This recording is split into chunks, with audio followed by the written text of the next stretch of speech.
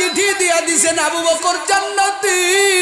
সেই আবু বকর ডাক দিয়া কয়, রে উমর, আমার কি মনে চায় না, আমার কি মনে চায় না আমি আখিরাত কামাই করব। আমিও তো আখিরাত কামাইয়ের জন্য বড় পাগল। আমি এই বুড়ির খেদমত করি আখিরাত পাওয়ার জন্য। জোরে জোরে কন্যা সুবহানাল্লাহ। অথচ যে আবু বকরের আমল কেমন রে যুবক, ও পর্দার আড়ালের আম্মা জানেরা, আবু বকরের আমল কেমন? বলে আবু বকর কেমন? একদিনকে আয়েশা সিদ্দিকা রাদিয়াল্লাহু তাআলা আনহা, নবীর উরুর উপরে মাথা। নবী আমার বলেন, রে আয়েশা, এই আসমানের দিকে তাকাইয়া দেখো, এরে এত অসংখ্য তারকা, যেই তারকা গুনে গুনে গুনে গুনে শেষ করা যায় না। আমার নবী ডাক দিয়া কয়, রে আয়েশা, আমার উম্মতের মধ্যে একজন উম্মত আছে রে, একজন সাহাবী আছে রে, যার আমল আসমানের তারকার মতো, যার আমল তো গুনে গুনে শেষ করা যায় না। এই কথা বলার পরে আয়েশা তো মনে মনে ভাবছেন, বুঝি ওই লোকটা তো আর কেউ হবে না, এই লোকটা হবে আমার আদরের আব্বা আবু বকর। জোরে কন্যা সুবহানাল্লাহ। কিন্তু আয়েশা মনে মনে কল্পনা করলে কি হবে, আয়েশা তো নবীর স্ত্রী, আয়েশা সিদ্দিকা রাদিয়াল্লাহু তাআলা আনহা ডাক দেয়া কয়, ও স্বামী আমার, আমি আপনার পুত পবিত্র জমানে আপনার বদন, আপনার কণ্ঠের, আমি আয়েশা আপনার কণ্ঠে, আপনার কথার ভিতরে ওই লোকটার নাম শুনতে চাই। বলেন, যার আমল এত বেশি, আকাশের তারকার চাইতেও বেশি, গুনে গুনে শেষ করা যায় না। এবার নবী আমার কয়, রে আয়েশা শুনো, যার আমল ওরে গুনে গুনে গুনে শেষ করা যায় না, ওই লোকটার কেউ না রে আয়েশা, ওই লোকটা হলো আমার আদরের উমর। জোরে কন্যা সুবহানাল্লাহ। আয়েশা মনে মনে ভাবছিল কে হবে, কথা কয় না, কথা কয় না, কে হবে? আবু বকর হবে। কিন্তু নবী বলছে, উমর, ও আল্লাহর বান্দারা, ও যুবক। এই কথা শোনার পরে আয়েশা সিদ্দিকার মন মলিন হয়ে গেল, চেহারার দিকে তাকানো যাইতেছে না। আমার নবী তো চেহারার দিকে তাকাইয়া বুঝে ফেলছেন আয়েশার মন খারাপ হয়ে গেল। তার বাবার নাম বলি নাই, আমার নবী ডাক দেয়া কয়, আয়েশা মন খারাপ করবি না, আমার আবু বকরকে তুই কি জানো? ওরে আমার আবু বকর কত দামি, ওরে আমার আবু বকর কেমন জানো? ওরে সব তারকার আমলের সাথে আমি ওমরের আমল মিশাইয়া দিলাম, আমার আবু বকর তো আলাদা রে আয়েশা।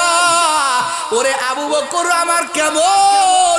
ওরে আবু বকর বাদে যত আমার উম্মতেরা এই দুনিয়াতে আমল করবে, সবার আমল যদি এক পাল্লায় দেওয়া হয়, আর আমার আবু বকর আমার সাথে যে ওই গারে সৌরের মধ্যে, আমার কাছে কেউ নাই, আমি বড় একা। ওই মক্কা থেকে যেদিন আমি একা একা বাইর হইব, আমার সঙ্গে আমার আদরের আবু বকরকে আমি নিয়ে রওনা হয়ে গেলাম। আমি যখন রাস্তা দিয়ে হাঁটতেছি, আমি তাকাইয়া দেখি আবু বকর একবার আমার সামনে যায়, একবার আমার ডানে যায়, আর একবার আমার বামে যায়, আর একবার আমার ডানে যায়। আমি ডাক দেয়া বলে, আবু বকর, এরে এমনি এমনি কেন হাঁটো? তুমি এক লেভেলে কেন হাঁটো না? আবু বকর চোখের পানি ছাড়ে আর কান্না করে বলেন, ও পয়গম্বর, মক্কার বেঈমানেরা তো বসে নাই, ওরে ওরা যখন দেখবে আপনি আপনার হুজরার ভিতরে নাই, ওরা আপনাকে মারার জন্য চতুর্দিকে বাহির হয়ে যাবে। ও নবী আমার, আমি ডানে একবার যাই, বামে একবার যাই, কিসের জন্য জানেন? নবী গো, ওরা বেঈমান, ওদের কোনো কাজের ঠিক নাই। ওরা দূরের থেকে যদি কোনো একটা তীর আপনার দিকে লক্ষ্য করে মারে, আর আমি আবু বকরের সামনে যদি ওই তীরের আঘাত আপনার শরীর মুবারকে লেগে যায় রে নবী, আমার সামনে যদি আপনার কোনো ক্ষতি হয়ে যায় আমি আল্লাহর কাছে কি জবাব দিব? এই জন্য যতই তীরের আঘাতটা আপনার শরীরে যাওয়ার আগে আমি আবু বকর পর্যন্তই তীর থেমে যায়। আমি মরে গেলে ভালো, আপনি জীবিত থাকলে হাজার হাজার উম্মতেরা হেদায়েত পেয়ে যাইবে। জোরে কোন সুবহানাল্লাহ। এই আবু বকর কেমন নবী আমার কয় সব উম্মতের আমল এক জায়গা, আবু বকরের 3 রাতের আমল এক জায়গা। আমার নবী কি এমন আমল করলো আবু বকর? ও লালমনির হাটের মুসলমান, ও পর্দার আড়ালের আম্মা জানেরা, ওই গারে সোর এই তো গত বছরের আগে আল্লাহ বাইতুল্লাহ নিলেন। ওই সোর নামক পাহাড়ের কিনারায় যখন দাঁড়াইলাম, তাকাইয়া দেখি উপরের মানুষগুলো একটা কবুতরের মতো দেখা যায়। ওইখানে গিয়ে চিন্তা করলাম, হায় আল্লাহ, তোমার কুদরত ছাড়া তো নবীরে কান্দে করে আবু বকর উঠতে পারে নাই। জোরে কর আল্লাহু আকবার। আমার নবী পা টিপে টিপে হাঁটার কারণে আমার নবীর ওই পায়ের বৃদ্ধ আঙ্গুলি ফেটে গেল। আবু বকর কয়, নবী পাহাড়িয়া, এই পাথরের পাহাড় আপনি উঠতে পারবেন না, আপনি আমার কাঁধের উপরে ওঠেন, আমার কাঁধের উপরে উঠে বসেন, আমি আপনাকে আমার কাঁধের উপরে উঠাইয়া আমি আবু বকর আমি আপনাকে ওই পাহাড়ের উপরে নিয়ে যাব। জোরে কন্যা সুবহানাল্লাহ। ও আল্লাহর বান্দারা, আবু বকর এত বড় দামি, নবীরে নিয়ে গার সোরের মধ্যে ঢুকলেন। ও আল্লাহর বান্দারা, আবু বকর উমর একদিন আবু বকররে ডাক দেয়া কয়, ভাই আবু বকর, আমার গোটা জিন্দেগির ইবাদত আমি আপনাকে দিতে চাই, আর আপনি আপনার ওই 3 রাতের কামাই আমারে দিয়া দেন। আবু বকর ডাক দেয়া কয়, ভাই উমর, ওরে আমার কামাই তো ওই 3 রাতের কামাই, ওই যে নবীরে নিয়া গাড়ি সোর, অন্ধকার, কোনো মানুষ নাই, কোনো বাতি নাই, আমার নবীরে নিয়া ওই সোর নামক গর্তের মধ্যে কাটাইলেন। এই কাটানোর পরে আবু বকর দামি হয়ে গেলেন পুরা পৃথিবীর মানুষের আমলের চাইতে। আবু বকর আমল বাড়ি হওয়ার পরেও আবু বকর একটা ছোট থেকে ছোট আমল ছাড়ে নাই। চিন্তা করেছে রে মালিক, ও আল্লাহ, আমি কবরে কি নিয়ে যাব? এই আবু বকর কেমন দামি হয়েছে রে যুবক। ও পর্দার আড়ালের আম্মা জান, আখিরাত নিয়ে কত চিন্তা। আবু বকর এত কান্না করেছেন, আবু বকর এত ত্যাগ স্বীকার করেছেন ইসলামের জন্য, দ্বীনের জন্য। তোমার আমার কোনো ত্যাগ নাই, কোনো ফিকির নাই, কোনো নামাজ নাই। আজকে 30 বছর বয়স হয়ে গেল, 40 বছর বয়স হয়ে গেল। ও যুবক, ও পর্দার আড়ালের আম্মা জান, একটু মনোযোগ দিয়া শুনবেন। আজকে আপনি 5 বেলার নামাজ ঠিক মতো পড়তে পারেন না, পর্দা করতে পারেন না, আমার আল্লাহর ইবাদত করতে পারেন না। মনে কি ভয় লাগে না রে যুবক? আবু বকর এত বড় দামি, আমার আল্লাহর কাছে এত বড় দামি হওয়ার পরেও আবু বকর মাঝে মাঝে মাঝে মাঝে জঙ্গলায় চলে যাইত। জঙ্গলায় যাই একটা গাছের পাতারে দেখা বলতো, ইয়া ইবনে কুহাফা, ইয়া ইবনে কুহাফা, ওরে তুই কেন মানুষ হয়ে জন্ম নিলি? তোরে তো মাওলার কাছে হিসাব দেওয়া লাগবে। আবু বকর একটা গাছের পাতা ছিঁড়িয়া কয়, আল্লাহ, ইয়া লাইতানি কুনতু ওয়ারাকা মিনাশ শাজার, ওরে আল্লাহ, তুমি কেন আবার মানুষ বানাইলা? ওই হাসরের ময়দানে তোমার দরবারে আমার হিসাব দেওয়া লাগবে। আমি কি হিসাব দিব? ও আল্লাহ, আমার তো বড় ভয় লাগে।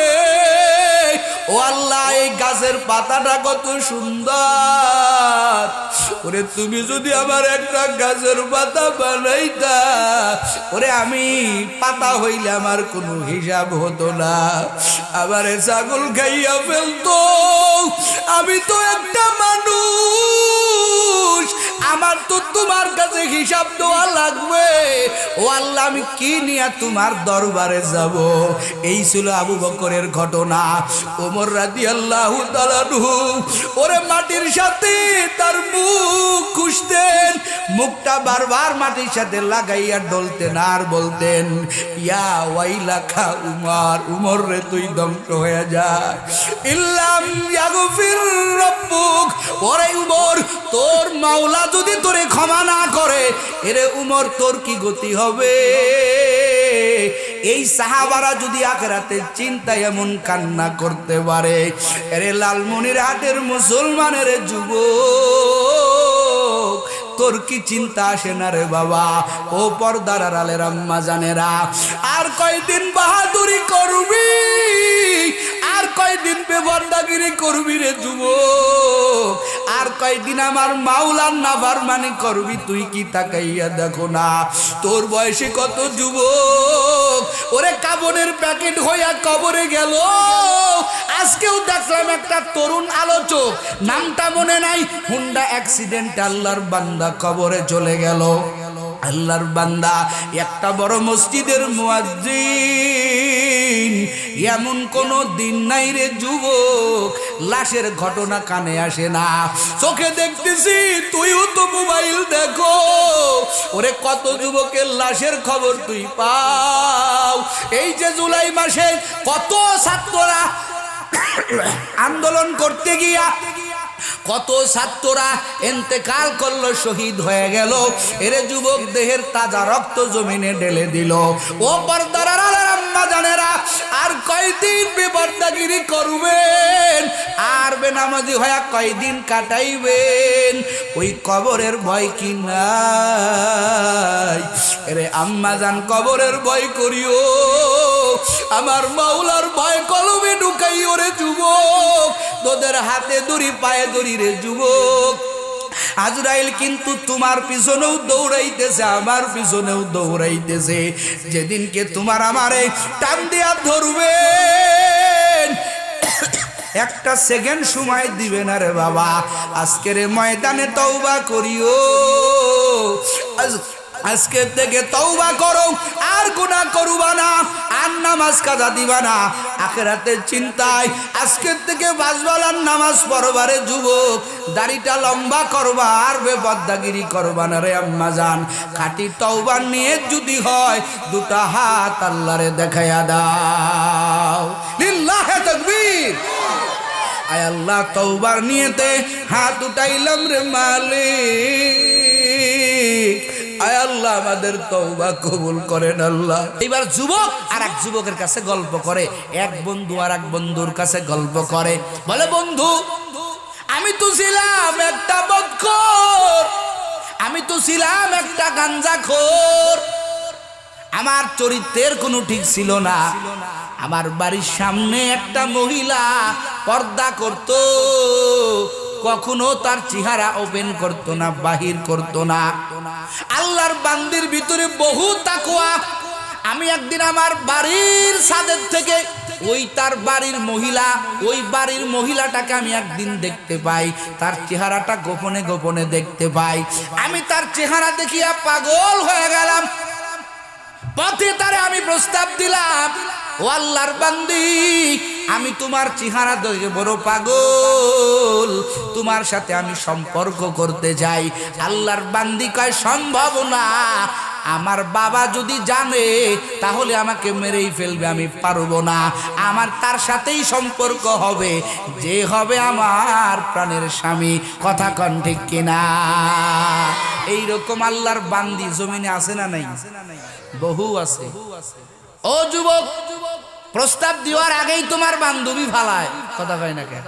প্রস্তাব দেওয়ার আগেই ফালায়। তোমার প্রস্তাব পাওয়ার আগে আরো কয়শো জায়গা প্রস্তাব পাইছে জানো নি? কয় জায়গার শেখা খাওয়া বেকা তোমার বান্ধবী। ও যুবক, কার চেহারার পিছনে তুমি দৌড়াও? এই মহিলারে নিয়ে তুমি শান্তি করবা, পেটের থেকে বাইজিদ বোস্তামি চাইবা পাইবা না। তোমার ওই বন্ধুবীর পেটের থেকে তসলিমা নাসরিনের মতো যার অঙ্গটা, যার চেহারাটা বেপর্দা, ওরে 100 জায়গা সম্পর্ক করার পরে তোমার ঘরে আসলো, ওই মহিলার গর্বে কখনো বাইজিদ বোস্তামির মতো সন্তান আশা করা যায় না। কথা বলো ঠিক কিনা? ও আল্লাহর বান্দারা, এই জন্য তোদেরকে বলবো, চেহারার পিছনে দৌড়াবি না রে যুবক। একটা দিনদার ঘরের মহিলা আনবা, দেখবা তোমার ঘরটা আমার আল্লাহ জান্নাতের বাগান বানায় দিছে। ও আল্লাহর বান্দারা, এই যুবক কয় বন্ধু আমি অনেক দিন ওই মহিলার পিছনে ঘুরলাম, কিন্তু মহিলাটা মুত্তাকওয়াবান, আমার প্রস্তাবে রাজি হয় না। একবার যে আমি তার বাবার কাছে পর্যন্ত বিবাহের প্রস্তাব দিলাম, বাবা কয় তোর মতো একটা মদখোর, তোর মতো একটা গাঁজাখোরের সাথে আমি মেয়ে বিবাহ দিব না। বলেন তো কোন মেয়ের বাবা জেনে শুনে তার মেয়েটাকে একটা মদখোরের হাতে কি তুলে দিতে পারে? কথা কন না পারে? কারণ একটা বেধর্মীও পছন্দ করে না। কথা কন ঠিক কিনা? ও যুবক, তোর চরিত্র ভালো কর, তুই একটা আদর্শবান সন্তান হ, আর আল্লাহর কাছে দোয়া কর, আয় আল্লাহ একটা নেককার বিবি আমার ঘরে আনিয়ে দিয়ে। আল্লাহর কাছে রাত দিন দোয়া কর, আমার আল্লাহ তো তোর জুরি বানাইয়া দিছেন, দেখবি তোর ঘরের মধ্যে আমার আল্লাহ একটা দিনদার মহিলা তোর স্ত্রী বানাইয়া দিছে। জোরে কন্যা সুবহানাল্লাহ। আমার নবীর কাছে প্রিয় ছিল দুনিয়াতে 3টা জিনিস। 1 নম্বর আতিম ওয়াত তাআম ওয়ান নিসা। যুবক ভালো করে শোন, নবী কয় আমার কাছে হুব্বিবা ইলাইয়া মিনাদ দুনিয়া সালাস। নবী আমার কয় দুনিয়ার ভিতরে আমি নবীর কাছে 3টা জিনিস প্রিয়। 1 নম্বরে খাদ্য, 2 নম্বরে সুগন্ধি, 3 নম্বরে নেককার বিবি। ওরে যুবক, আমার নবী কয় আমার কাছে নেককার বিবি প্রিয়। আল্লাহ কয় তাই নি, আমার আল্লাহ ওই যে নবী আমার হাদিসের মধ্যে বলেছেন, বুখারীর হাদিস, জিবরাইল স্বপ্নের মধ্যে আইসা নবীকে একটা পাত্র, স্বর্ণের পাত্র, রেশমি কাপড় দিয়া মোড়ানো, ওই রেশমি কাপড়ের ভিতরে একজনের ছবি নবীকে দেখায়। নবী 1 দিন দেখে, 2 দিন দেখে, 3 দিন দেখে। নবী কয় ব্যাপার কি? এই জিবরাইল প্রতিদিন আমার সব স্বপ্নের ভিতরে আইসা আমাকে কেন একটা ছবি দেয়? এই ছবিটাকে নবী আমার ভালো করে তাকাইয়া দেখেন, এই ছবিটার কারণ ওরে আবু বকরের বিটি হযরতে আয়েশার ছবি আমার আল্লাহ নিজে ঘটক হইয়া নবীরে প্রস্তাব দেয়, নবী আপনার কাছে নেককার বিবি প্রিয়, আমি আল্লাহ আয়েশাকে আপনার সাথে বিবাহ দিতে চাই।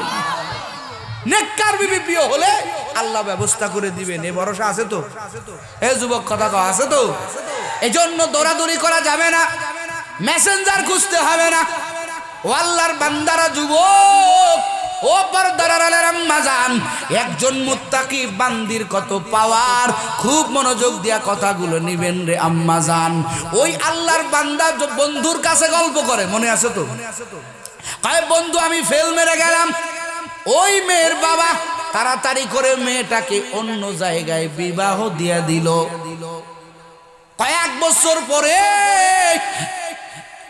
আমার বাবা আমাকে বলল, সন্তান আমগো এই থানা থেকে আরো কয়েকটা থানার বরে এক জায়গার দুর্ভিক্ষ লাগছে, যাও, আমগো টাকা আছে তাদের টাকা নাই, তুমি কিছু অর্থ নিয়া, তুমি কিছু মাল নিয়া ওই এলাকায় একটু দান করে আসো, মানুষের সহযোগিতা করো। যুবক বলে আমি টাকা নিয়ে রওনা হয়ে গেলাম, খাদ্য নিয়ে রওনা হয়ে গেলাম। খাদ্য দিতেছি, লাইনে হাজার হাজার মানুষ। হঠাৎ করে ওই লাইনের ভিতরে ওই সেই মহিলাটা, যেই মহিলার পিছনে আমি দৌড়াইয়া দৌড়াইয়া আমি আমার জীবনের অনেক সময় লস করেছি, এই মহিলা আমার কাছে আসছে। এই মহিলা ডাক দিয়া কইতেছে, ও আল্লাহর বান্দা, তুমি তো সেই যুবক, যেই যুবক আমার পিছনে তুমি দৌড়াইছিলা আমাকে মোহাব্বতের কারণে, কিন্তু ভাগ্যের কি পরিণাম, আজকে আমি তোমার থেকে খাদ্য নিব। আমার কপাল বড় খারাপ, কিছুদিন হয়ে গেল আমার স্বামীটা মারা গেছে, আমার 2টা বাচ্চা না খেয়ে আছে। আল্লাহর কি ফয়সালা, ওরে তুমি আমার পিছনে দৌড়াইলে আজকে তোমার হাতের থেকে আমি খাদ্যের মাল নেব, দানের মাল নিব। এবার যুবক বলে তুই সেই মহিলা। যুবক বন্ধুর কাছে গল্প করে, আমি বললাম এই সবাইকে তোরা খাদ্য দে, এই মেয়েটাকে খাদ্য দিস না। ওই মেয়েটারে ডাক দেয়া কয়, ও আল্লাহর বান্দি, আমি আমার বহু সময় তোমার পিছনে ব্যয় করেছিলাম, তুমি আমার কথা মানো নাই, অ্যাকসেপ্ট করো নাই। আজকে তোমাকে আমি এমনি এমনি খাদ্য দিব না, তবে তোমাকে অনেক খাদ্য দিব। তুমি যদি আমার সাথে জিনা করো, তুমি যদি আমার সাথে অপকর্ম করো, আমি তোমাকে অনেক খাদ্য দিব। এবার মহিলাটা ডাক দেয়া কয়, কি মনে করছো ওরে পেটের দায়ে ইমান বিক্রি করব, ক্ষুধার জ্বালায় মরে যাব, এরপরও আমি আল্লাহকে বড় ভয় করি, নিজের ইজ্জত তোমার কাছে বিক্রি করব না। ও আল্লাহর বান্দি, ও পর্দার আড়ালের আম্মা জানেরা, বহু আমার আম্মা জানেরা আছে, একটা টাকা হারাম ভাবে খায় না। স্বামীকে কৈফিয়ত করে, স্বামী আপনার বেতন 20,000 টাকা, মাস গেলে আপনি 20,000 টাকা বাড়িতে আনবেন। যখন দেখে 30,000 টাকা, বহু আল্লাহর বান্দি আছে প্রশ্ন করে ফেলে, স্বামী আমার এই যে বাকি অগ্রিম 10,000 টাকা, বাড়তি 10,000 টাকা, এই টাকাটা কোন সোর্সে কামাই করলেন? হিসাব নাই। এইরকম মেয়ে আছে না নাই? কথা কয় আছে না নাই? এই বান্দি এত কড়া আল্লাহকে ভয় করে, বলে স্বামী আমার হালাল খাওয়াবেন, যতটুকু পারবেন ততটুকু খাওয়াবেন, বাড়তি হারামের দরকার নাই। যদি না খাইয়াও থাকি তাতেও আলহামদুলিল্লাহ। স্বামী গো, আপনার কাছে অনুরোধ করব, একটা টাকা আপনি আমাদেরকে হারাম খাওয়ান না। এই রকম দিনদার মহিলা জগতে আছে না নাই?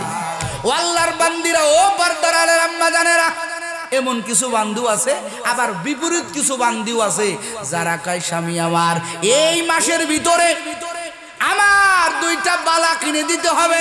বালার দাম হলো 1.5 লক্ষ টাকা, চুরির, স্বর্ণের চুরির বালা দাবি করছে স্বামীর কাছে। স্বামী বেচারা বেতন পায় 20,000 টাকা, কিন্তু স্বামীর সামনে ঘুষের লাইন খোলা। স্বামী ইচ্ছা করলেই টেবিলের তল দিয়া কালো টাকা উপার্জন করতে পারে। এদিকে বিবি চাপ দেয়, বেতন টেতন বুঝি না, কোথার থেকে আনবা জানি না, আমার ব্যবস্থা করতেই হবে, করতেই হবে, করতেই হবে, করতেই হবে। স্বামী বেচারা ভেড়া চাক্কায় পড়ে গেল, বেকায়দায় পড়ে গেল। স্বামী এবার বাধ্য হইল অন্যায় ভাবে ঘুষের লাইনে হাঁটার। কথা কন ঠিক কিনা? যারাই জমিনে টাকার অঢেল করার চিন্তা পাই তারা করে, এদের একটা সাপোর্ট দেখবেন, স্ত্রী ওই রকম একটা কুমিরের মতো আখাইতা। কথা কন ঠিক কিনা? ও আল্লাহর বান্দারা, ওই বিবি ঘরে আনিও না। যুবক ডাক দিয়া কয়, বান্ধবী এখন তুমি বড় অসহায়, আমার কাছে টাকা আছে, খাদ্য আছে, যত লাগে দিব, আগে তুমি আমার কাছে আসো, তোমার সাথে আমার একটু মহব্বত আছে। এবার আল্লাহর বান্দি তো বড় তাকওয়াবান, বান্দি ডাক দিয়া কয়, রে যুবক কি মনে করছো? ওরে টাকা নাই, পয়সা নাই, এই কারণে আমি আমার যৌবন তোমার কাছে বিক্রি করব না। রে আল্লাহর বান্দা, না, তোর খাদ্য দরকার নাই, তোর টাকা আমার দরকার নাই। কিতাবের মধ্যে ঘটনা লেখে রে বাবা, একটা সন্তান ছোট আর একটা সন্তান একটু বড়, এই 2 সন্তানকে রাখিয়া ওই স্ত্রীর স্বামী মারা গেছে। এবার সন্তানটা হাত ধরে টান দিয়া কয়, সন্তান এখানে আমাদের খাদ্য লাগবে না, চল আমরা বাড়ি চলে যাই। সন্তান তো জানে না ওই মায়ের, তার মায়ের সাথে ওই পুরুষের কি আগের থেকে কি একটা গরমিল হয়ে গেছে। সন্তান সাথে সাথে মার 2টা পা জড়ায় ধরছে আর ডাক দিয়া কয়, মা, লাইনে সবাইকে খাদ্য দেয়, তোমার সাথে ওই যুবকের কি এমন বনিবনাত আছে, কি এমন দুশ্মনী আছে? ও মা ক্ষুধার জ্বালা সহ্য করতে পারি না মা গো, হয়তো তোমাদের দ্বন্দ্ব মিটাইয়া খাদ্য নাও, না হলে আমি ক্ষুধার জ্বালা সহ্য করতে পারি না রে মা। আমারে গলা টিপে মেরে ফেলো, তারপরও ক্ষুধার জ্বালা সহ্য করতে পারি না। সন্তানের কান্না একদিকে, আর একদিকে যুবকের গুনাহের আহ্বান। যুবক দূরের থেকে তাকাইয়া কয়, মহিলা মনে হয় আমার দিকে ফিরে আসবে। এবার মহিলাটা গাইয়া কয়, রে যুবক, মনে করছো আমার সন্তান আমার পা ধরায় ধরে কাঁদতেছে, আমি তোমার কুপ্রস্তাবে রাজি হয়ে যাব? না না, আমি তো আমার মালিককে বড় ভয় করি। ওরে তুই খাদ্য দিবি না তো কি হইছে? আমার একজন মালিক আছে, তিনি আমার আল্লাহ, তিনি আমার খাদ্যের ব্যবস্থা দেখবা, আমার মাওলাই আমার খাদ্যের ব্যবস্থা করবে। তোর মতো নেমক হারাম, তোর মতো লম্পট, তোর মতো কুপ্রস্তাবকারীর খাদ্য আমার দরকার নাই। বলেন না একটু আল্লাহু আকবার। এতটুকু আশা আমার সিনার ভিতরে আছে, তোর খাদ্য আমার দরকার নাই রে বাবা। ওই মহিলাটা রওনা হয়ে গেল বাড়ির দিকে। এই যে মহিলা একটা কথা বলছে, আমার মালিক আমারই দেখবে, এই কথাটা যুবকের তীরের মতো গিয়া কলিজায় হিট করেছে। যুবক সাথে সাথে নিস্তব্ধ হয়ে গেল। কয় কি রে, এই মহিলা জীবন বিক্রি করবে না, ও ওর মালিকরে বড় ভয় করে। ওরে আমার মালিক তো তিনি, ওই মহিলার মালিক যিনি। যুবক কয়, আমার কর্মচারীরা, এই মহিলার বাড়ি কোথায় খোঁজ লাগা, আমি ওকে খাদ্য দিব। এক বস্তা আটা নিয়া ওই মহিলা বাড়ি যাওয়ার আগে যুবক তাড়াতাড়ি মাথায় করে গিয়া ওই মহিলার বাড়ির সামনে ওই আটার বস্তা মহিলা যাওয়ার আগে আগেই তার বাড়ির দরজায় পৌঁছাইয়া দিছি। মহিলা বাড়ি চলে আসছে, আইসা দেখে দরজার সামনে আটার বস্তা। সুবহানাল্লাহ। মহিলা ডাক দেয়া কয়, ও সন্তান, বলছিলাম না আল্লাহ পাক আমাদের খাদ্যের ব্যবস্থা করে দিবেন। এই যে দেখো, কে জানি আমাদের খাদ্যের ব্যবস্থা করে দিছে। আটার বস্তা ঘরের মধ্যে নিয়া যুবক বাহিরে অপেক্ষা করতেছে, দেখি মহিলা কি করে। মহিলা তাড়াতাড়ি আটা রুটি বানাইয়া সন্তান দুটোরে খাওয়াইয়া নিজেও খাইয়া শুকরাতান 2 রাকাত নামাজ পড়ে আল্লাহর দরবারে দুটো হাত তুলে দিছে। যুবক বন্ধু, এক বন্ধু আর এক বন্ধুর কাছে বলে, বন্ধু আমি ওই বাড়ির কিনারায় দাঁড়ায় দাঁড়ায় সব দেখতেছি শুনতেছি, দেখি ওই আল্লাহর বান্দি 2টা হাত তুলে বলে, মালিক, ও দয়ার আল্লাহ, ও আমার আল্লাহ, এই অভাবের সময় কাকে তুমি আমার কাছে পাঠাইলা? জানি না কোন ব্যক্তি, কোন যুবক জানো এতগুলো আটা আমার জন্য দিয়ে গেছে। ও আল্লাহ, আমি তোমার কাছে দোয়া করি রে আল্লাহ, যেই যুবকটা আমাকে খাদ্যের ব্যবস্থা করে দিল, ও আল্লাহ আমি তার জন্য দোয়া করি, আল্লাহ তুমি তাকে জাহান্নামের আগুনে জ্বলাইও না। শুধু জাহান্নামের আগুন না রে আল্লাহ, ওরে দুনিয়ার আগুনটাও যেন তার গায়ে না লাগে, আল্লাহ গায়ে লাগলেও যাতে না পুড়ায়। ও আল্লাহ, 2 জগতের আগুন থেকে তোমার বান্দাকে তুমি হেফাজত করিও।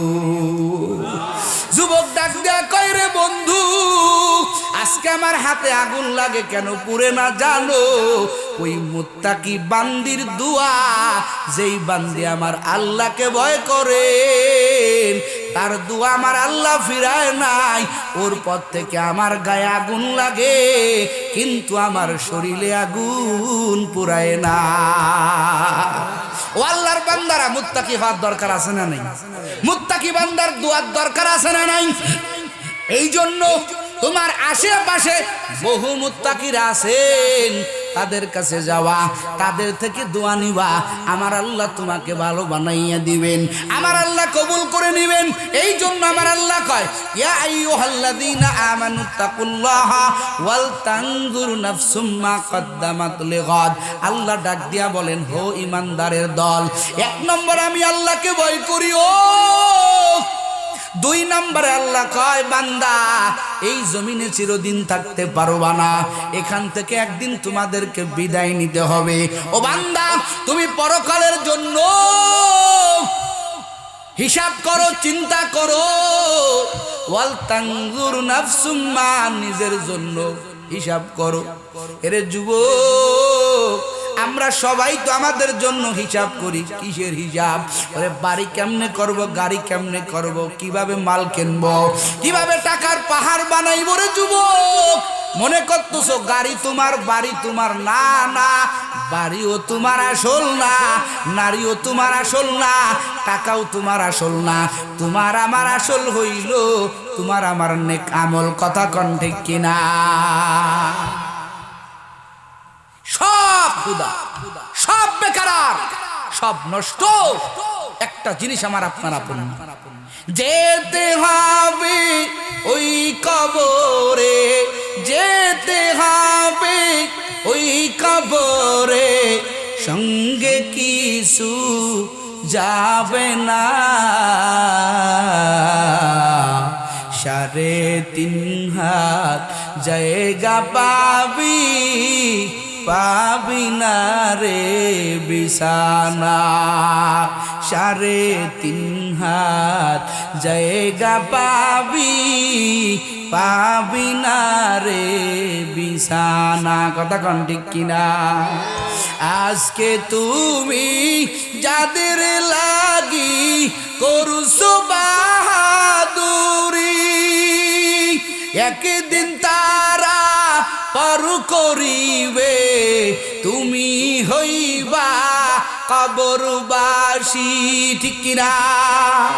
3.5 হাত জায়গা পাবি, পাবি না রে বিছানা। 3.5 হাত জায়গা পাবি, পাবি না রে বিছানা। কথা কোন ঠিক কিনা? আল্লাহ কয় ও বান্দা, ওয়াল তানজুর নাফসুম মা কদ্দামাত লিগাদিউ। ও বান্দা, এই জগৎ তোমার আসল না, এই দুনিয়া তোমার আসল না। ওয়া মা হাযিহিল হায়াতুদ দুনিয়া ইল্লা লাহবু ওয়া লাইব ওয়া ইন্নাদ দারাল আখিরাতা লাহিয়াল হায়াওয়ান লাউ কানু ইয়ালামুন। বান্দারে, দুনিয়ার পিছনে দৌড়াইস না। ও লালমনির হাটের মুসলমান, আপনারা ভিতরে চিন্তা আছে দেখে এখানে আসছেন। অনেকের ভিতরে চিন্তা নাই, পেরেশানি নাই, অনেকের ভিতরে তাফাক্কুর নাই, মাওলার ফিকির নাই। ওরে আমি হাকরাতের ময়দানে ওরে আমার আল্লাহর কাছে কি জবাব দিব? এই জন্য আমার নবী বলেন, কালান নবী সাল্লাল্লাহু আলাইহি ওয়া আলিহি ওয়াসাল্লাম, মুতু ক্বাবলা আন তামুতু ওয়া হাসাবু ক্বাবলা আন তুহাসিবু। আমার পয়গম্বর বলেন, এরা বান্দা বান্দির দল, কিছু কিছু জিনিস আগে আগে অগ্রিম করো। নবী আমার বলেন, মরণ নাই, মরণ এখনো আসে নাই, তারপরেও মাঝে মাঝে নিজেকে মৃত্যুর খাটে শুয়াইয়া দাও।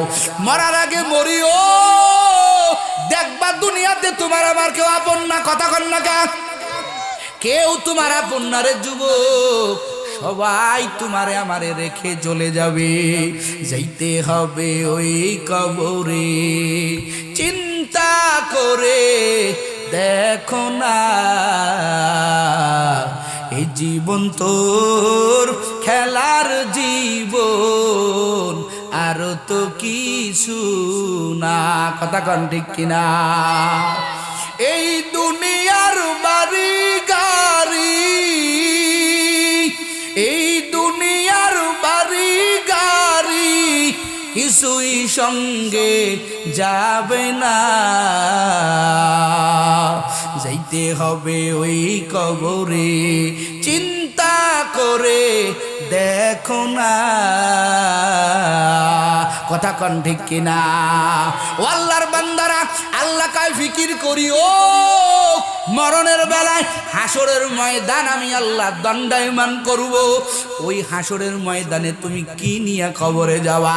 যারা এই দুনিয়ার ভিতরে প্রকৃত চালাক, এদের চিন্তা হলো আল্লাহ আমি তোমার সামনে কি নিয়ে যাব? আমার কামাই কি, কামাই কি, কামাই কি?